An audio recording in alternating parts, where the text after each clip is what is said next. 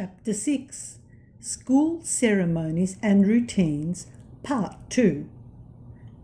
The pledge is taken by migrants becoming Australian citizens during citizenship ceremonies.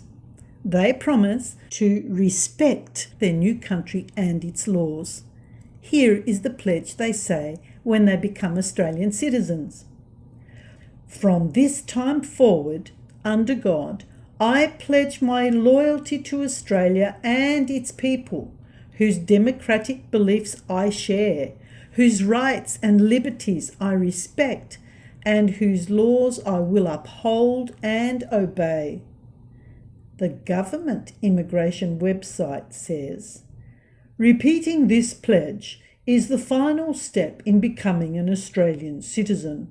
By repeating the pledge, new citizens are making a formal and public commitment to Australia, including the responsibilities and privileges of citizenship.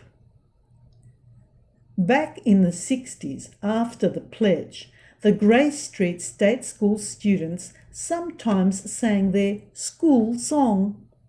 They needed to practice so they could sing it when they had sports competitions with other schools. It helped to join together the spirits of all the kids.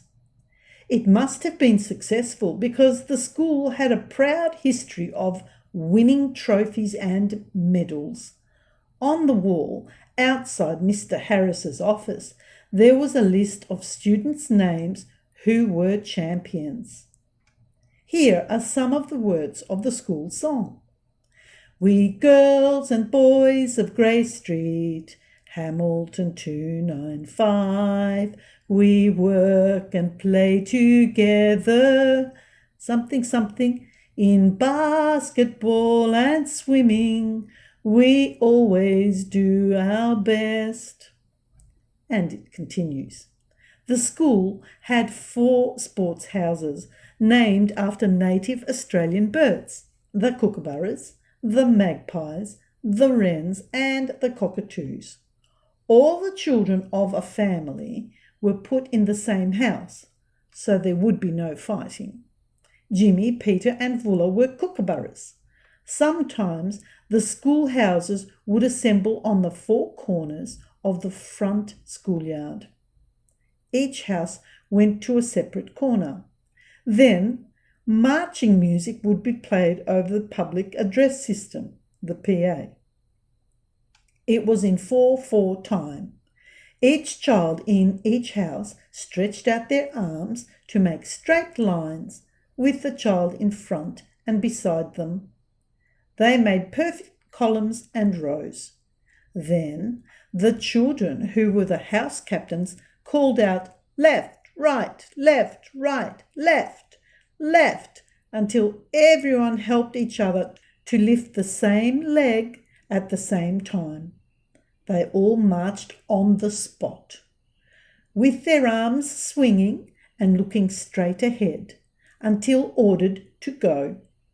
Each house group marched to the next corner of the grounds, and then they had to turn the corner without losing their neat order of straight lines. It was a good exercise to work together and to help one another. It was very enjoyable to spend some time marching. The winner was the house that marched the best, as decided by the judges, usually the senior teachers. Each house was given points which went towards the end of year score and was part of the house sports scores.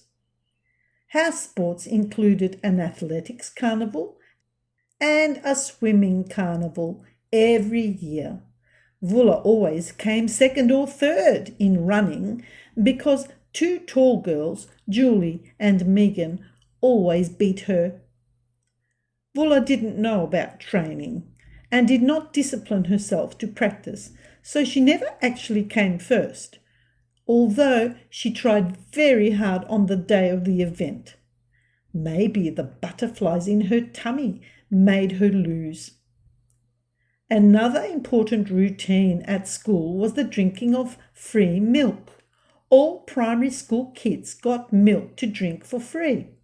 It came in a half-pint glass bottle and was fresh, full cream dairy milk. Every day, just before morning playtime, the class milk monitors would go to collect a crate of milk bottles for their grade.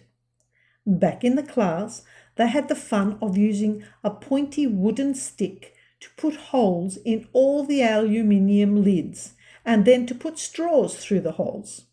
When the milk bottles were ready, the class walked past and each child took a bottle, went back to their seat and happily drank up the creamy milk.